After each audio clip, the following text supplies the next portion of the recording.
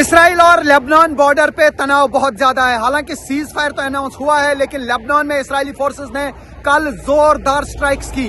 10 minute میں 100 strikes کی ہیں اسرائیلی ڈیفنس فورسز نے. 150 کے قریب لوگ مارے جا چکے ہیں. 800 سے 900 لوگ گھائل ہو چکے ہیں لیبنان میں اور بہت زیادہ تباہی ہوئی ہے. اب تک جتنے بھی حملے لیبنان میں ہوئے ہیں ان میں سب سے زیادہ حملے جو ہیں وہ کل اس وقت ہوئے جب IDF نے جگہ جگہ پہ حملے کیے, چاہے وہ ساؤتھ لیبنان ہو, بیروت ہو, دہائی ہو.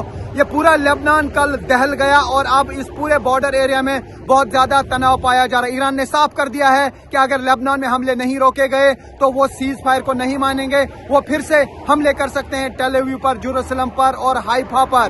اب بہت زیادہ تناؤ پھر سے دیکھا جا رہا ہے اس شیتر میں, کیونکہ ویسٹ ایشیا میں لگاتار 40 دنوں سے یدھ جاری تھا. اب سیز فائر تو ہو چکا ہے لیکن کیا یہ سیز فائر ہولڈ ہوگا یہ کوئی نہیں کہہ پائے گا. کس طریقے سے یہاں پہ اب حملے کیے اسرائیلی فورسز نے, اس کا مقابلہ اب حزب اللہ کر رہا ہے. حزب اللہ کی طرف سے بھی نارتھ اسرائیل پر لگاتار ڈرون اور راکٹس داغے جا رہے ہیں. کئی ایسے ایریا ہیں نارتھ اسرائیل میں جن کو خالی کر دیا گیا, خاص طور سے کریات شمونا کے ایریا جہاں پہ لوگ نہیں رہتے ہیں ان کو اب کسی اور جگہ پہ شفٹ کیا گیا ہے. اتنا تناؤ اب ان بارڈر علاقوں میں ہے. تو یہ صاف کہا جا سکتا ہے کہ ابھی جنگ کے بادل لگاتار منڈلا رہے ہیں. بتایا جا رہا ہے کہ IDF کو انفارمیشن ملی تھی کہ حزب اللہ کے جو لڑاکو ہیں ان کی کوئی زوم میٹنگ ہونی ہے اور وہ کئی جگہوں پہ موجود ہو سکتے ہیں. بتایا جا رہا ہے کہ انہی لوکیشنز کو اسرائیلی فورسز نے ٹریک کیا. یہ دعویٰ ہے اسرائیلی فورسز کا. یہ کہاں تک صحیح ہے یہ کہہ پانا مشکل ہے. تو اس کے بعد نہ اسرائیلی فورسز نے آؤ دیکھا نہ تاؤ دیکھا بلکہ اندھا دھند سٹرائکس کی,